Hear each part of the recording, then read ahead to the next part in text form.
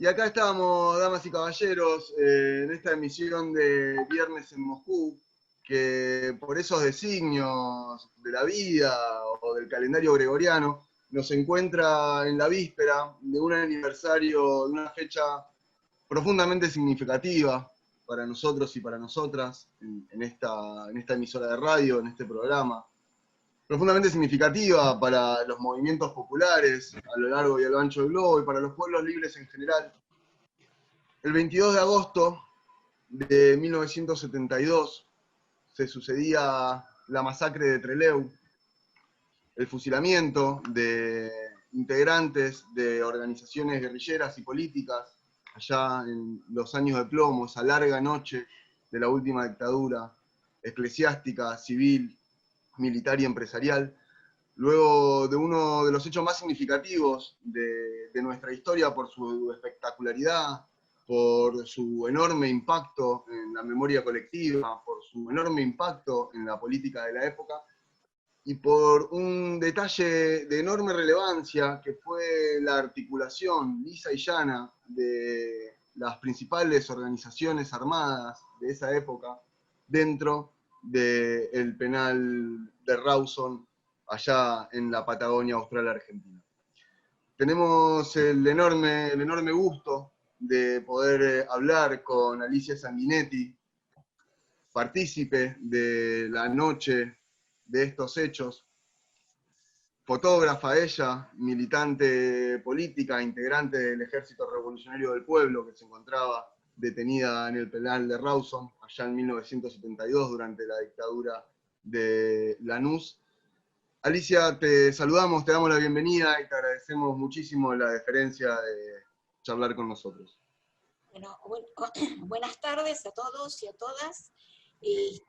Muchas gracias por la invitación y muchas gracias por poder seguir recordando, no solamente recordando, sino levantando la bandera de los compañeros que fueron fusilados en la base Almirante Izar, los 16 compañeros, que en el día de mañana van a ser justamente ya 48 años de semejante hecho, de semejante asesinato. Pero bueno, hemos tratado y seguimos tratando que las banderas que levantaron esos compañeros sigan hoy en día, porque evidentemente los ideales por los cuales ellos peleaban y los que peleábamos todos nosotros en este momento siguen siendo los mismos ideales. Entonces, yo siempre hablo un poco de que cuando hablan hoy en día de las grietas famosas y de los odios y demás, etc., en el penal de Rawson y como en los otros penales había diferentes organizaciones, estaban los Montos, estaban los PRT, los RP, las FARC, el peronismo de base, FAL, y a pesar que había algunas diferencias, en general todos levantábamos las mismas banderas. Y esas banderas hoy en día siguen siendo las mismas. Mientras haya chicos con hambre, mientras haya chicos que no pueden ir a la escuela, mientras no haya salud y sanidad para todo el pueblo, mientras siga habiendo villas y que la gente no tenga las mismas oportunidades de vivienda, salud, trabajo, para todo lo mismo, evidentemente la lucha tiene que seguir estando, y a Dios gracias, yo creo que prácticamente los que hemos salido del penal, todos hemos vuelto a la militancia. Lamentablemente después con la dictadura del 76, hace muchos compañeros, muchísimos, han quedado en el camino. Por eso yo digo, hoy es el homenaje de los 16 compañeros, pero a su vez es el homenaje de los 30.000 compañeros que han ido quedando en el camino. Impresionante lo que nos estás diciendo. La verdad que solo queremos escucharte a vos, no te queremos interrumpir mucho, porque sin duda alguna vos lo tenés grabado en la memoria, solo queremos guiarte un poco, digamos, por esto de lo que es lo tirano que es el tiempo radial, ¿no? La pregunta que a mí me quedó siempre flotando es, tuviste de primera mano el testimonio de Ana María Berger, que te lo contó estando las dos presas en Devoto. La verdad, describime ese momento que viviste con ella, ¿no? Porque la verdad que después de todo lo que pasaron ustedes y lo que pasó ella en particular, ¿no? Convertirse nada más y nada menos que en símbolo de Ella y Alberto y Ricardo fueron los 3 sobrevivientes de la masacre. A nosotros inmediatamente después de la fuga, a los 3 o 4 días, o sea, se nos trasladó inmediatamente nuevamente a Villa Devoto, pero ya con el régimen de aislamiento total y presos de máxima peligrosidad.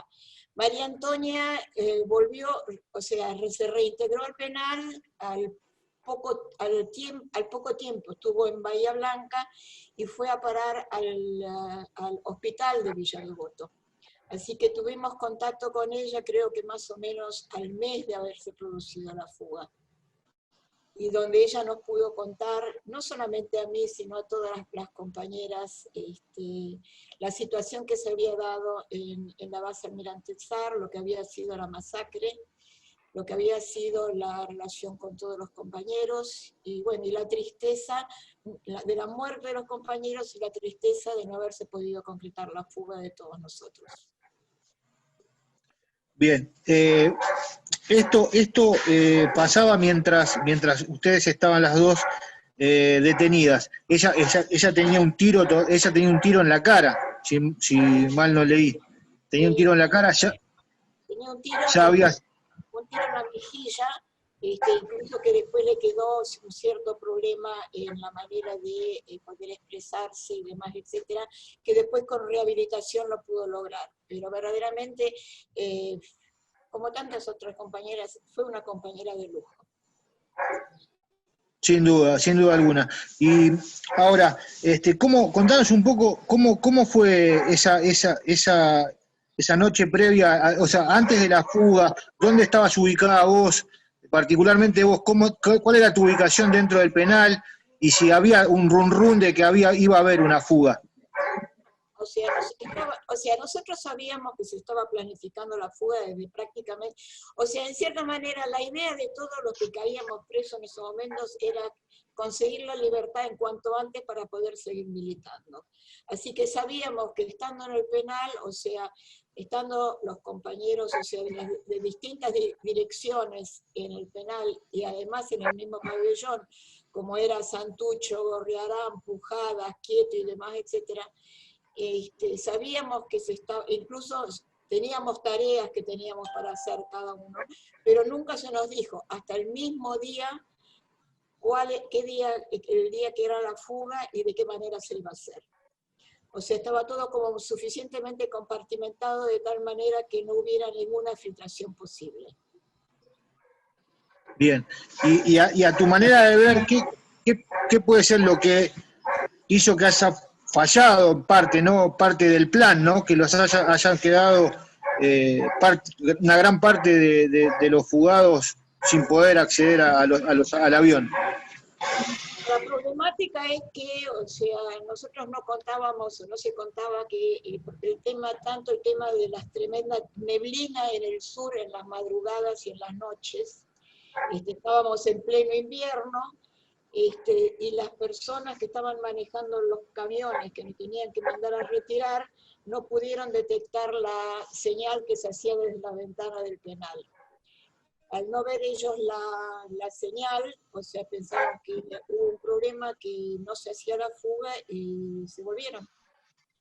De tal manera que los compañeros que pudieron salir era porque se pudieron a último momento conseguir, de cierta manera, taxis, remises de la zona, y de tal manera, por suerte, los compañeros de la dirección pudieron llegar al aeropuerto y tomar el avión. Los otros 16, lamentablemente, cuando llegaron al aeropuerto ya el avión había partido. Alicia, te hago una pregunta con respecto a ese momento. Yo tenía entendido que un compañero que se llama Jorge Lewinger, que pertenecía al FARC, él era el encargado de recibir la señal. Sí, señor. Puede ser. ¿Vos Sí, pudiste verlo a él? ¿Te reencontraste con él y pudiste charlar de ese momento? ¿O nunca? no, lo he visto, pero no nos hemos juntado a charlar. No nos hemos juntado a charlar al respecto. Porque qué carga, ¿no? Justo en ese momento que él no haya podido interpretar la señal o no la haya visto y por ese motivo haberse truncado parte de la fuga. Así es. Verdaderamente así es. O sea, nos quedó mucha bronca en ese momento porque dijimos cómo era posible Claro. que no hubiera visto la señal, porque la señal existió. Es más, era desde nuestro pabellón donde se estaba haciendo la señal, así que no. Pero bueno, después cuando hemos visto, o sea, lo de las famosas neblinas y hablaran, es posible que no la haya visto. Uh-huh. O no se haya acercado lo suficientemente al perímetro del penal para verla. ¿Cómo fue el momento de la entrega, Alicia, cuando ustedes se rinden o sea, ya estando en el penal y cuando el penal es recuperado por las fuerzas militares? Bueno, nosotros estábamos en la fila para salir cuando se nos da la orden por los compañeros de que, bueno, que no íbamos a poder salir porque no venían los camiones. Cada uno, o sea, volvió nuevamente a su lugar, a su celda correspondiente, a su pabellón. Y bueno, mientras tanto, eso fue a la noche, a eso de las 8 de la noche. Pero las Fuerzas Armadas, o sea, la Marina entra al penal a la madrugada. O sea, en el interín, o sea, nosotros estábamos todos como tirados cuerpo a tierra, porque no escuchábamos los aviones por arriba, no sabíamos si las iban a bombardear, no nos iban a bombardear, o qué es lo que iba a suceder en el penal. Así que nos quedamos hasta el momento que llegaron entregaron las Fuerzas Armadas, que evidentemente inmediatamente y no muy finamente cada uno fue a parar a sus celdas, encerrados, o sea, no había posibilidad de estar en contacto con los otros presos, y bueno, después fuimos llevados individualmente a hacer el interrogatorio correspondiente, que nos preguntaban y demás, etcétera, que por supuesto nadie sabía nada, nadie conocía nada, y bueno, y nos tocó el encierro absoluto y total hasta que nos trasladaron a Villa Devoto, donde volvimos a tener el encierro absoluto y total. Los que sí hay que decir que los que tuvieron una actitud maravillosa, dándonos la mayor posibilidad de tener contacto entre nosotros y demás, eran los presos comunes que estaban en el penal de Rawson. Los presos comunes fueron los que se comunicaban, hacían las comunicaciones entre ustedes mediante las señales que utilizan ellos, ¿no? Digamos, qué increíble, ¿eh? Todos aprendimos el lenguaje de señas. El vocabulario de señas, y además, o sea, ellos nos hacían las famosas palomitas donde nos subían con papelitos para poder tener algunas noticias y demás, etcétera, porque ellos en un primer momento sí tenían radio. Después, cuando los militares vieron de que ellos tenían radio y que nos comunicaban las novedades a nosotros, también se las sacaron las radios a ellos. Pero nosotros nos enteramos de la masacre justamente por lo que la información de los presos comunes del penal. Alicia, ¿y qué papel jugó Tosco en todo esto? ¿Qué papel tuvo Agustín en todo esto? Tosco fue desde siempre un compañero maravilloso, excelente. Es más, o sea, en un momento dado los compañeros de la dirección le plantearon a Tosco que se viniera con nosotros, a lo cual Tosco le contestó de que él no era clandestino en esos momentos y que su lucha era volver a Córdoba y poder militar y seguir militando y dirigiendo el sindicato.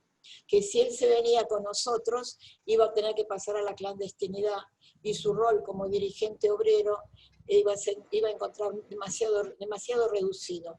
Por lo cual él apoyó totalmente que nosotros hiciéramos la fuga, pero él decidió quedarse en el penal. Y fue él el que hizo el homenaje a grito pelado en Rawson el día que nos enteramos del fusilamiento de los compañeros. Sabes que, Alicia, yo he tenido también el honor de poder compartir algunas instancias de conversación con otros integrantes del PRT y del ERP, como Rolando Díaz, también conocido como el Chiqui, incluso Ponce de León. Y un poco la referencia siempre, a ver, voy a intentar resumirlo por lo menos en tres líneas.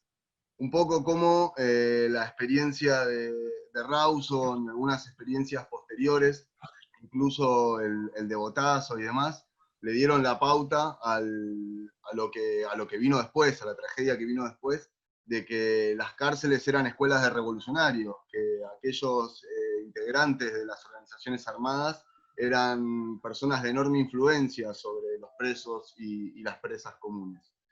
Bueno, nosotros decimos, siempre hemos dicho de que nosotros sabíamos que durante la militancia que una de las posibilidades, aparte de matarte, era la de caer presos. Y la idea de que cuando estuvieras preso, lo más importante era volver a salir lo antes posible para seguir militando.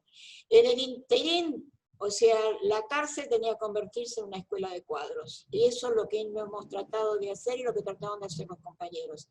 Nosotros estudiábamos constantemente dentro, no solamente organización por organización, sino que hicimos esa cosa maravillosa de que los equipos de estudio estaban completos, o sea, había compañeros de la FARC, compañeros montos estudiando con nosotros economía, había compañeros nuestros PRT estudiando con la gente de la FAL historia, y bueno, eso evidentemente, o sea, los militares lo sabían y lo vieron perfectamente, y supieron que, primero que no se pudieron bancar el hecho de la fuga, que ellos creían que ese penal era absolutamente infranqueable.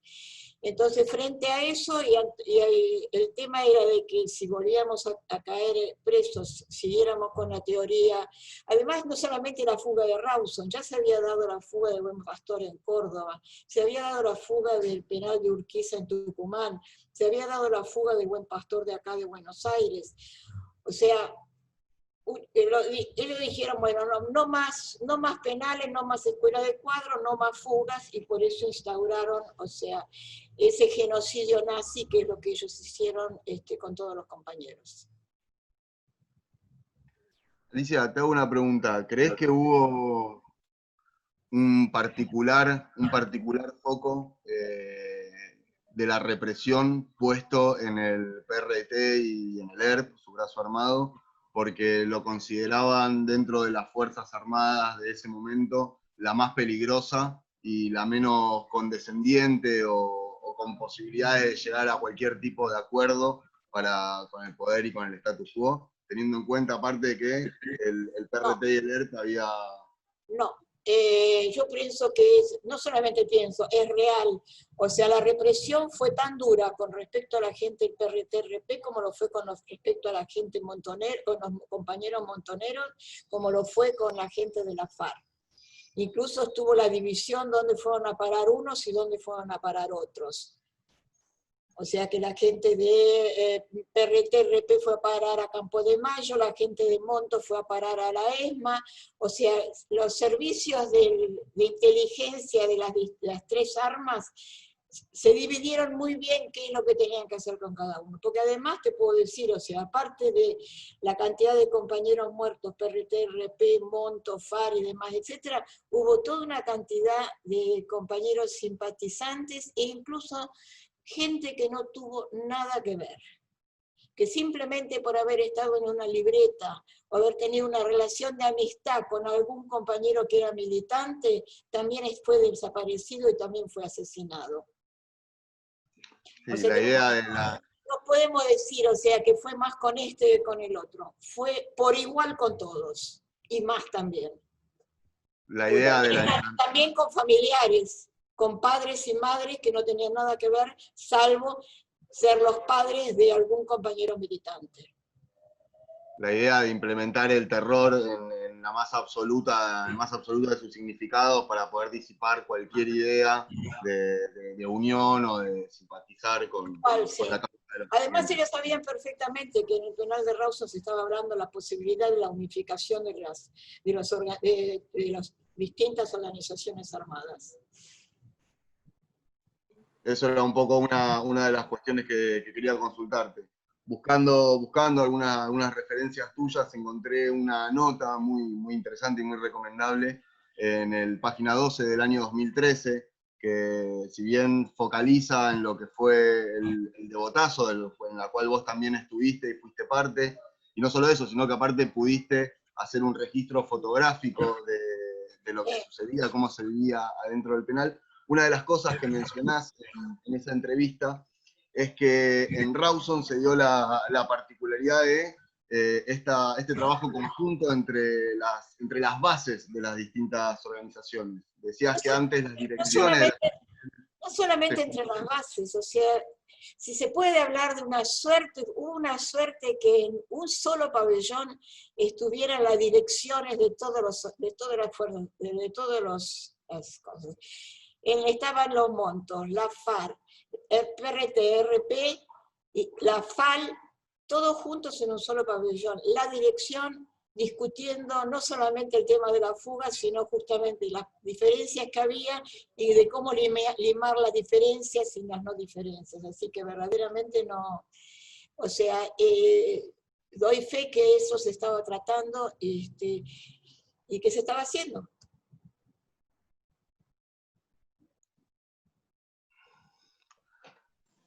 Perdón, estaba con el audio desactivado y no me había dado cuenta. Una preguntita. ¿A ustedes en el penal de Devoto los visitó Cortázar? Sí, señor. Era unos días antes del 25 de mayo del 73,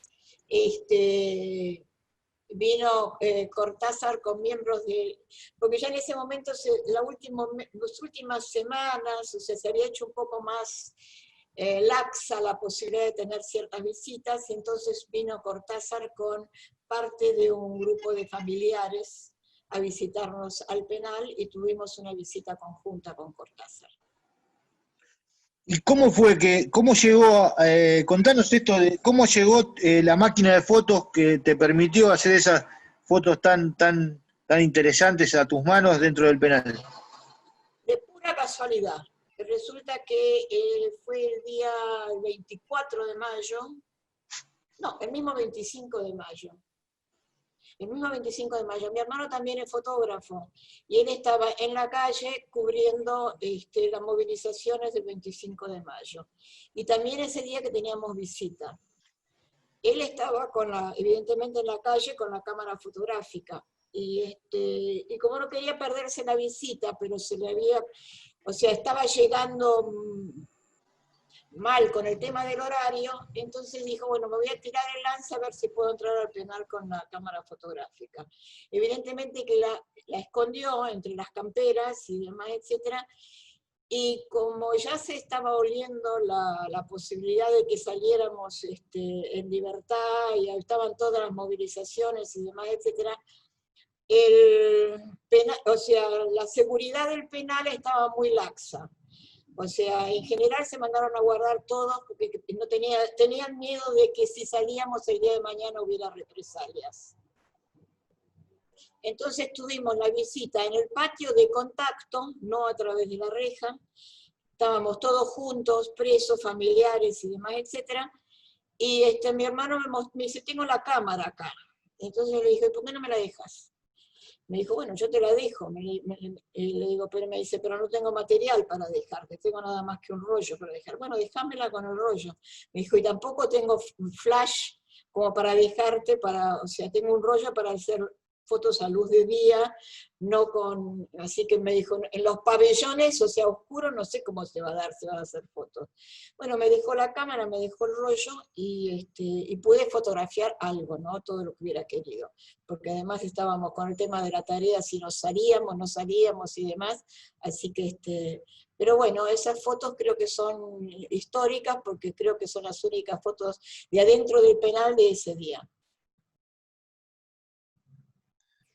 Alicia, ¿sabés que estoy viendo acá en la radio, hay una réplica de un afiche de la Junta de Coordinación Revolucionaria del 8 de octubre de 1974, que reza que no hay fronteras en esta lucha a muerte, y tiene un cuadro de unificación en lo que fue esa acción conjunta entre el ERP en Argentina, el MIR chileno, los Tupamaros uruguayos y el ELN colombiano.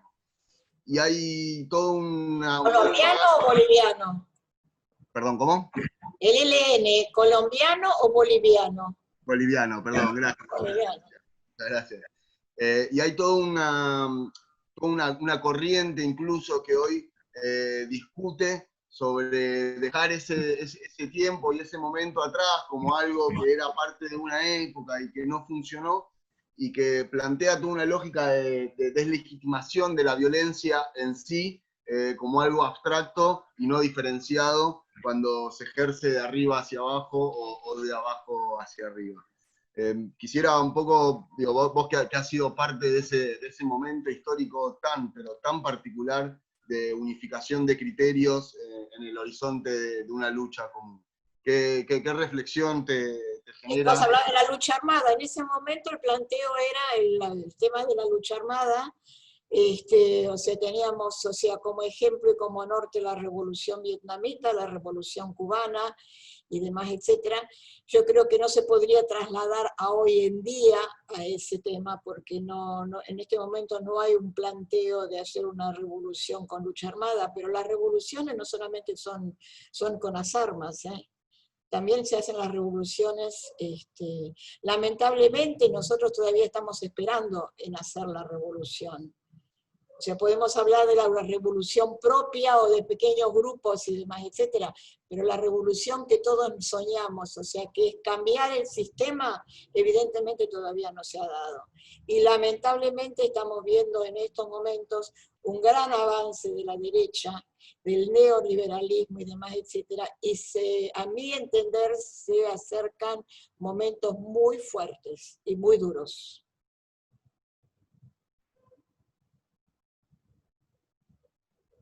Robert, tenés el micrófono silenciado.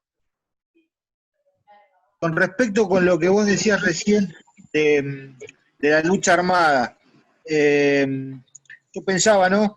¿Qué es lo que te pasaba a vos por la cabeza sabiendo, ¿no?, que el enemigo no solo que era mortal, sino que estaba muy bien preparado? No nos olvidemos que los milicos estuvieron preparándose para todo esto durante mucho tiempo, fueron alumnos de la escuela francesa, y la inferioridad de condiciones que lamentablemente, ¿no?, y era obvia, tenían ustedes, y tomar la determinación de decir, sigo este camino, a sabiendas de que era muy posible que no terminar como se terminó, ¿no? Y bueno, es la ilusión y las ganas de los 20 años.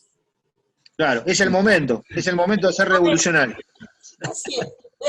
No, hoy se puede seguir siendo revolucionario hoy en día sin las armas y no teniendo 20 años, sino teniendo muchos más. Pero en el momento ese, y además uno tenía la imagen diciendo, bueno, si los cubanos pudieron, ¿por qué nosotros no? Además también veníamos con la idea del MIR en Chile, o sea, había toda una efervescencia, en cierta manera, de hacer la revolución por las armas en Latinoamérica y demás. Bien, por esto te decía, ¿no?, que sin duda ustedes tenían la información de que los gringos no iban a permitir otra Cuba en Latinoamérica, y bueno, esto de que vos decís eran los 20 años que también tiene el impulso biológico de ser revolucionario, pero en algún momento, pregunto, ¿se te pasó por la cabeza las consecuencias que podían llegar a venir, sabiendo, ¿no?, que los milicos tenían una preparación de reprimir a sus propios compatriotas, más que nada, ¿no? Que para eso se prepararon. Sabíamos perfectamente que íbamos a caer en cana, que íbamos a ser torturados, que íbamos a ser violados o que nos iban a matar, lo sabíamos perfectamente. Pero igual, o sea, era nuestra idea de seguir peleando por lo que considerábamos que era necesario pelear. Es muy interesante lo que vos contás porque a pesar de la edad que tenemos nosotros, creo que nadie ha pasado ni siquiera por 0,5 lo que han pasado ustedes, ¿no? Todos, y vos y todos tus compañeros, y es casi impensable en este momento en decir, agarro un fierro y me uno a algo, porque, como dijo Mujica, no es la situación, no es el momento, no es la situación. Claro. Ahora hay que Yo pelear pensando, de otra manera. no, sin duda, no, las maneras de pelear hay muchas, pero no deja de ser admirable y a la vez con signo de exclamación, qué locos, ¿no? Qué locos jugarse la vida sabiendo que no había posibilidades, ¿no? Porque vamos a ser sinceros, las posibilidades. Pero nosotros en ese momento no pensábamos que no había posibilidades, creíamos que las posibilidades estaban. Porque si hubiéramos sabido de que no había ninguna posibilidad, por ahí hubiéramos hecho alguna otra cosa y demás. Pero en ese momento todos pensábamos que la hacíamos. Sí, y un poco la consigna y el faro era el Che Guevara, ¿no? Es decir, que las revoluciones cuando son verdaderas, se triunfa o se muere. En esa época decíamos a vencer o morir por la Argentina. Y en este momento tenemos que decir, o sea, decimos a morir o vencer. Y ahora decimos a vencer o heridas leves por la Argentina. Alicia, nada, la verdad que es un enorme gusto, es un enorme placer. Personalmente y en nombre del resto del equipo también queremos agradecerte muchísimo la deferencia de poder charlar. Esperamos poder tener la oportunidad de charlar alguna otra vez, poder conversar por ahí en más profundidad del de Botazo, otro hecho sin lugar a duda icónico en la historia del pueblo argentino. Bueno, y reivindicar que las consignas y las banderas siguen estando, siguen siendo, y que o es para todos la frazada o es para todos el invierno. Además, si ustedes escuchan por casualidad la charla que se hace en el aeropuerto de Trelew, donde hablan, antes de llevar a la masa Mirante Sar a todos los compañeros, y donde habla Pujadas, habla Bonetti, habla María Antonia, levantan la misma bandera que estamos levantando nosotros hoy en día. Alicia, te agradecemos enormemente esta comunicación, te mandamos un abrazo. Y adelante. Gracias, Alicia.